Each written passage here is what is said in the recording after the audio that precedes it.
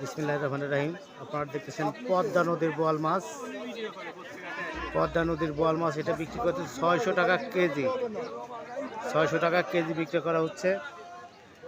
আর এই যে বাইলে বিক্রি করতে 600 টাকা কেজি।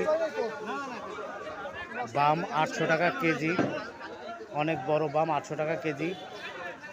আর এটা 1000 টাকা কেজি।